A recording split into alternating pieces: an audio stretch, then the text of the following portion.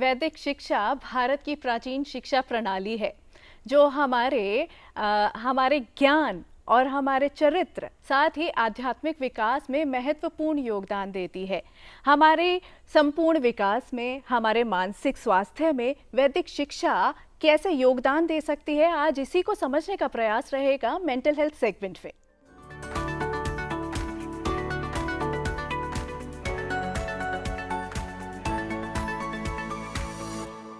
वैदिक शिक्षा भारत की एक प्राचीन शिक्षा प्रणाली है जो व्यक्ति के समग्र विकास पर बल देती है और वेदों में निहित जो ज्ञान है उसे लोगों तक पहुंचाने के लिए महर्षि महेश योगी जी ने महत्वपूर्ण योगदान दिया। प्रस्तुत है उनका ये सुविचार। स्वस्थ भारत, शुद्ध मन और जागृत आत्मा, यही है राष्ट्र की दिशा। महर्षि महेश योगी के विचार। भारत की समृद्ध आध्यात्मिक धरोहर है और वैदिक शिक्षा किस तरह से हमारे व्यक्तित्व का विकास करती है, हमें मानसिक सेहत पहुंचाती है। डीडी मॉर्निंग शो पर इस विषय पर बातचीत के लिए स्वागत कीजिए जगत गुरु सतीश आचार्य जी महाराज जी का। प्रणाम गुरु जी। बहुत बहुत आशीर्वाद आपका और आपके तमाम दर्शकों का। मैं अपनी पीठ से, अपने पद से बहुत शुभाशीर्वाद, खूब मंगल कामना। मंगलम भगवान विष्णु, मंगलम गरुड़ध्वज, मंगलम पुंडरीकाक्ष, मंगलाय तनु हरि। जी बहुत बहुत आभार। मंगल हो। आज आपकी गरिमामय उपस्थिति से हम यहाँ स्टूडियो में एक सकारात्मक ऊर्जा महसूस कर रहे हैं।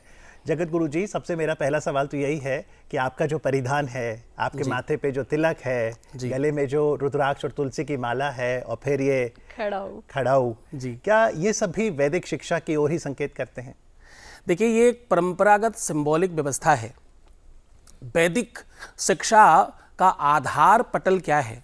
आप पहले जो देखते हो, जो भी आपका पहला दर्शन होता है, जो आप देखते हो, जो आप स्पर्श करते हो, जो आप सुनते हो, यानी कान से जो आपको सुनाई पड़ता है, ये सब आपके मन मस्तिष्क में एकत्रित होता है और उसी आधार पर आपका कंस्ट्रक्शन होता है, उसी आधार पर आप बनते हो और उसी के आधार पर आपका जीवन आगे बढ़ता है। आप क्या होंगे, आप क्या बनेंगे, आप क्या बन सकते हैं, ये निर्भर किस पे करता है?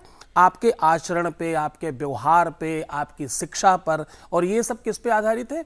आपके खान पान पर, आपके पोशाक पर, आपके रहन सहन पर, आसपास के माहौल पर। तो ये उसी का सोपान है, उसी की सीढ़ी है ये। जी। वेद में एक श्लोक पढ़ाया जाता है, ओम विश्वानि देव सवितर दुरितानि पराशुव यद भद्रम तनाशुव। तो इसमें अगर इसके अर्थार्थ को देखें तो कि जो हमारे अंदर जितने भी अवगुण हैं उन्हें बाहर, परमात्मा उन्हें बाहर फेंक हमारे अंदर गुणों को जागृत करें। तो वेद शिक्षा, जब वैदिक शिक्षा की बात करते हैं, वो अवगुण कैसे बाहर जाएंगे और उन गुणों को कैसे हम अपने अंदर ला सकते हैं? बहुत बढ़िया प्रश्न है। इसके लिए वेद नीति कहती है। वेद क्या पुकारते हैं? बोले आत्मा त्वं गिरिजामति सहचरा प्राणः शरीरम ग्रहम। जो चीज आप, जब जैसे मैंने पहले सोपान बताया, विद्या जो वैदिक है वो आपके अंतःकरण से बाहर की तरफ आती है। ये केवल अर्थार्जन की नहीं है, ये केवल और केवल जीवन को बहुत स्पेशल बनाने भर के लिए मात्र नहीं है, ये आपको स्पेशल करने के लिए ही केवल नहीं है, ये आपको विश्व स्तर पर स्थापित करने मात्र भर के लिए ही केवल नहीं है। ये सब तो वो करती ही है। इसके साथ साथ आपके अपने जीवन को, आपके अपने कुल को, आपके अपने वंश को और 7 पीढ़ियों को अगर सुसज्जित करना हो तो आपकी शिक्षा में वैदिक काल आवश्यक है, वैदिक शिक्षा आवश्यक है, ऐसा वेद कहता है। आत्मा तुम अंदर से रच जाता है। आप जहां से आए, पूरी पहले जड़ें, फिर आपका तना, फिर आपकी ऊपर की पत्तियां, वो सब उसी रंग में रंग जाती है। जी जगत गुरु जी, मैं पूज्य महर्षि महेश योगी जी के जीवन और दर्शन की बात करना चाहूँगा। उन्होंने आध्यात्म और ध्यान के माध्यम से समाज में किस तरह का बदलाव फैलाया? देखिए, ये बहुत बहुत विशाल प्रश्न है। इस देश में बहुत सारे महापुरुष हुए, बहुत सारे ऐसे संत, महात्मा, अमलात्मा, सिद्धात्मा, योगी, यति, साधक हुए और मुझे लगता है कि भारतवर्ष को विश्वगुरु बनाने के लिए महात्माओं का, संतों का और महापुरुषों का ही जीवन लगा और उनका ही दर्शन है। पूज्य महर्षि Mahesh Yogi one of the सबसे शिखर पर, सबसे सर्वोच्च स्थिति पर रहने वाले एक विशुद्ध और सात्विक तपस्वी संत का नाम है। आज देश में जो भी गौरव की बात हम कर सकते हैं, उसमें से अधिकतर चीजें पूज्य महर्षि महेश योगी जी के द्वारा देश को प्राप्त हुई।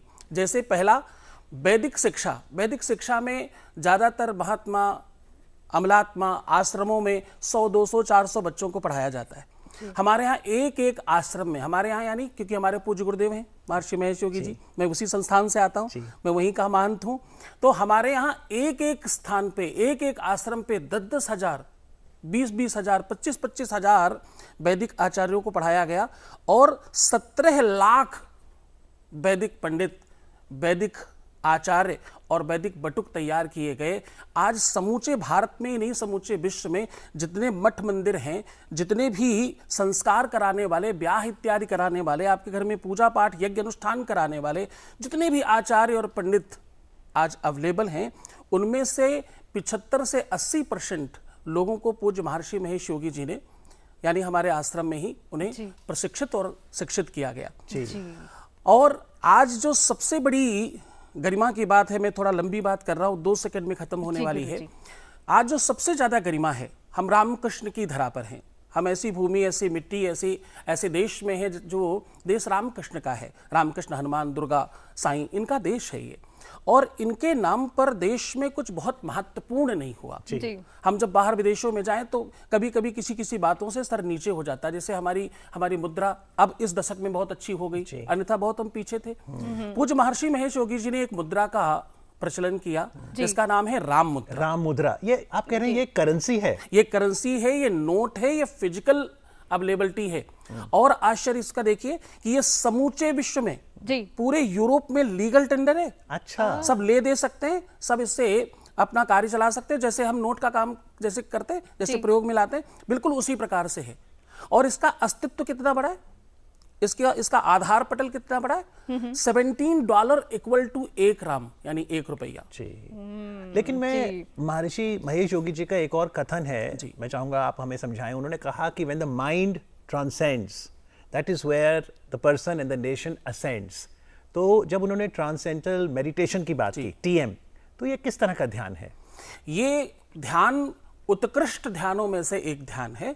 ध्यान की सारी परंपराएं अपने आप में बहुत श्रेष्ठ हैं, लेकिन जब आप टीएम की बात करते हो तो सबसे पहला इसमें आपको आनंद आएगा सुनकर के कि इसका नियम क्या है करने का। तो वो कहते हैं कि जिसमें कोई नियम नहीं है वो भावातीत ध्यान है। इसमें और इससे क्या होता है, इससे विश्व के सर्वश्रेष्ठ तत्व को उजागर कर दिया जाता है। आपके शरीर में, आपकी आत्मा में, आपके फिजिकल बॉडी में जो सबसे महत्वपूर्ण तत्व है, सबकॉन्शियस माइंड, और वो तत्काल जागृत हो जाता है, जिससे उसका नाम भावातीत ध्यान है। इस ध्यान से समूचे विश्व के अधिकतम राष्ट्र नायक इस ध्यान को अपनाकर अपने जीवन को श्रेष्ठ बना चुके हैं। और इसमें मतलब सैकड़ों की संख्या है। मतलब बीटल्स हमारे यहाँ महीनों बीटल्स बैंड एक टाइम पर कितने प्रसिद्ध रहे, समूचे विश्व में उनका कीर्तिमान था। पर वो हमारे यहाँ आकर के ध्यान करते और वो हर स्टेज पर, हर मंच पर, हर प्रस्तुति के पहले कहते कि भाई मैं जो भी कुछ हूं वो बिकॉज ऑफ भावातीत टीएम की वजह से हूं। टीएम आपके अंतःकरण के जागरण का नाम है, आपके स्वयं का आत्मनिरीक्षण का, आत्म जागरण का। मतलब सब कुछ तो आप पूछ लेते हो, पर ये आप कब पूछोगे हु एम आई? नाम ही कोई महत्वपूर्ण थोड़ी है। आप कौन हो, ये प्रश्न अगर उठे अंदर से तो भावातीत ध्यान की ओर चले। जी, जो प्रश्नों की जब बात की तो महाभारत की अगर हम बात करें तो श्री कृष्ण और अर्जुन के बीच जो संवाद था, एकादशी के दिन ही वो संवाद शुरू हुआ था। आज भी एकादशी है। बिल्कुल बिल्कुल। तो वो जो संवाद है वो जीवन को कैसे उसको कैसे समझाता है आज के, अगर हम परिप्रेक्ष्य में देखें?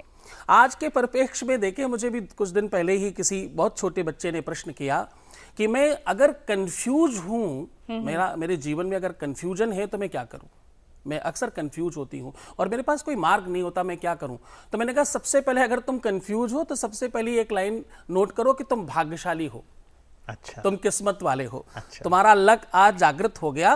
क्योंकि कंफ्यूजन क्या कहता है? कंफ्यूजन कहता है कि आप पर बहुत सारे ऑप्शंस है, बहुत सारी व्यवस्थाएं आपके माइंड में चल रही, बहुत सारे विचार एक साथ आए, तभी तो आप कंफ्यूज हुए। पर जगत गुरु जी, कंफ्यूजन जो है ना वो हु एम आई का ही है। हमें लगता है हम नाम है, हमारी डेजिग्नेशन है, हम इस संस्था में काम करते हैं, तो हु एम आई का जो कंफ्यूजन है वो दूर कीजिए। Who am I and what I am doing, ये मतलब जैसे आप कहते हो हु एम आई और वो कहती हैं कि व्हाट आई एम डूइंग, तो भैया भावातीत की ओर चलो, क्योंकि जो गीता है वो प्रश्नोत्तरी है। एक प्रश्न कर रहा है, एक उत्तर दे रहा है। शिष्यस्ते हम साधुनाम माम त्वाम प्रपन्नाम, वो क्या कहते हम तुम्हारे शिष्य हैं, तुम हमारे गुरुजी हो। ये भाव उत्पन्न होना गीता की जड़ है और गीता का प्रारंभ है। लेकिन मुझे लगता है सबसे बड़ी महाभारत आज कुरुक्षेत्र में भी नहीं, घर परिवार में हो रही है। हाँ। जब परिवार के सदस्य आपस में द्वंद्व में हो तो मानसिक सेहत कैसे ठीक रखें? ये आपने मेरे बहुत नजदीकी भाव को टच करते हुए प्रश्न किया है। आज ये बात सच है कि लोग सोशल मीडिया पर हेलो के बाद हाउ आर यू करते हैं। वो मतलब ऐसा लगता है प्रोटोकॉल है, आपको करना ही चाहिए, hello, hey, how are you, आप कहते ही हो, उसका फिर जवाब मिलता है। लेकिन अपने ही घरों में, अपने लोगों के बीच में, अपनों से लोग ये बात पूछना भूल जाते हैं, और कितने कितने दिन भूल जाते हैं, सालों साल नहीं पूछते। आज पारिवारिक एकता, पारिवारिक समन्वय, पारिवारिक जो सामंजस्य दिखाई पड़ना चाहिए, उसकी बहुत कमी है। अगर आप आगा पीछा देखें, अगर आप इस व्यवस्था को ऐतिहासिक तौर पर देखें, तो हमारी सबसे बड़ी ताकत यही थी कि हम संघे शक्ति कलियुगे पर विश्वास करते थे, हम समूह में रहना विश्वास करते। क्योंकि गोस्वामी तुलसीदास जी कहते हैं यहां पर, जहां सुमति, जहां एकता है, जहां सुमति वहां संपत्ति नाना, और जहां कुमति झगड़ा हो वहां कुमति निधाना, वहां कुछ नहीं हो। सुमति की एक और एग्जांपल है। कभी हमें मानव को लगता है कि हम यूं तो एवोल्यूशन में सबसे ऊपर हैं जगत गुरु जी, लेकिन हमें ये नहीं भूलना कि प्लेनेट अर्थ हम सबका होम है, सारी बायोडाइवर्सिटी का। अब 22 मई international day of biodiversity day के रूप में मनाया गया। इतनी स्पीशीज हैं फ्लोरा फौना की। आप बिजनेसेस को क्या हिदायत देंगे कि बायोडाइवर्सिटी के हार्मनी के साथ चलें? अब मुझे लगता है कि देखो, जब आपके जीवन में प्रेम होता है, प्रकृति से प्रेम, अपनों से प्रेम, अपनी व्यवस्था से प्रेम, क्योंकि प्रेम भक्ति का दूसरा नाम है, अमलया भक्ति कहते हैं। जब आपके अपने जीवन में वो सर्वांगीण प्रेम उत्पन्न होगा ना हृदय में, वैसे ये अगर आप पूछो कैसे होगा तो वो भावातीत से होगा। सर्वांगीण प्रेम जैसे ही उत्पन्न होगा, जैसे जागृत होगा, वैसे सब संभव है, सब संभव हो जाता, मन नहीं घबराता। जो भी आप चाहते हैं, आप जिस प्रकार चाहते हैं। एक पुजारी भगवान के सामने खड़ा होकर कहता, बोले माला फेरूं न जप करूं और सुमिरन करूं न राम, मेरा सुमिरन वो करें मैं पावा विश्राम। जब आप अधिकतर प्रेम में ओतप्रोत हो जाते हो जी, तो फिर आपको कुछ करना नहीं पड़ता, फिर स्वयं होने लगता है, सब सारी प्रकृति आपके लिए लगती है। जी, जीवन में अगर हम कुछ भी करना चाहते हैं तो उसके लिए बेहद जरूरी होती है एकाग्रता, साथ ही स्मरण शक्ति बहुत मजबूत होनी चाहिए। उसके लिए क्या करें? बहुत सारे छात्र भी कार्यक्रम देख रहे होंगे। हाँ, ये बहुत अच्छा प्रश्न है। देखिए, इसके लिए हमारे बच्चों को 2 श्लोक पढ़ाने चाहिए। वैदिक शिक्षा क्यों आवश्यक है, ये आपके प्रश्न से पता चलेगा। पहला, विद्यार्थी के 5 लक्षण, काकचेष्टा बको ध्यानम श्वान निद्रा तथैव च अल्पाहारी गृहत्यागी विद्यार्थी 5 लक्षणम। ये बहुत लंबा नहीं खींचूंगा। ये 5 जो लक्षण है, ये कहते हैं कि आप अवगुणों को नहीं, आप केवल गुणों को चूज करते हैं। वो लक्षण तो आपके चाहिए, पर उस लक्षण के साथ साथ आपको यह भी पता होना चाहिए कि हमें सिर्फ गुण लेने, अवगुण नहीं। विद्यार्थी का पहला लक्षण। और दूसरा इसका सोपान, दूसरा एक और श्लोक याद कराइए और इसकी पूरी व्याख्या बताइए। दूसरा श्लोक क्या कहता है? कहता विद्या ददाति विनयम, विनयम ददाति पात्रत्वाम, पात्रत्वा धनमाप्नोति, धनाधनम तथा सुखम। आप एकाग्रता कोई औषधि नहीं है, एकाग्रता का कोई नियम कानून पद्धति काम नहीं करता। इधर आप ये सुख वाली सीढ़ी पर पहुंचना चाहते हो, अगर आप चाहते हो कि जीवन में आप संपन्न हो, आप अपने वंश के लिए, कुटुंब के लिए, परिवार के लिए, अपने देश के लिए, अपने समाज के लिए, अपने लोगों के लिए और स्वयं के लिए कुछ करना चाहते हो, तो ये स्वप्न ही आपको एकाग्र कर देता है। और आपको सुखमय जीवन बनाता है। और इसमें तीर्थ पे जाना भी अच्छा है, जो कि इस समय 4 धाम कैलाश मानसरोवर भी शुरू हो गया है। जी, ये देखिए, जब आप अन्य क्षेत्र में कोई भी काम कर रहे हो, जब आपके जीवन में कुछ अव्यवस्था आ जाए, थोड़ी देर में समझा देता हूं। जब जैसे कोई अव्यवस्था आ जाए, आपको लग रहा है मैं एकाग्र नहीं हो पा रहा हूं, मैं पढ़ नहीं पा रहा हूं, मेरे से ये नहीं हो पा रहा, मेरे से वो नहीं हो पा रहा है, तो कहते हैं उपवास करो, कुछ अलग जगह जाओ। अन्य क्षेत्रे कृतम पापम पुण्य क्षेत्रे विनश्यति, पुण्य क्षेत्रे कृतम पापम वज्रलेपो भविष्यति। जब आप सामान्य जगह में रहकर सहज नहीं हो पाए, तो थोड़ा सा डिफरेंट जगह जाएं, ऐसा शास्त्र कहता है। और कहां जाएं? तीर्थों पे जाएं।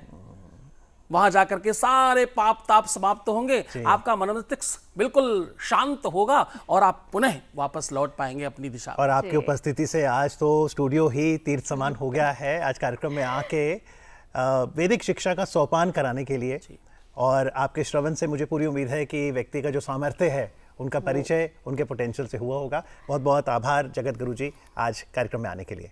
सर्वे भवन्तु सुखिनः, सर्वे सन्तु निरामयाः, सर्वे भद्राणि पश्यन्तु, मा कश्चित् दुःख भाग् भवेत्। खूब आशीर्वाद, खूब मंगल, खूब सबका दिव्य और अद्भुत हो। जय जय श्री सीताराम।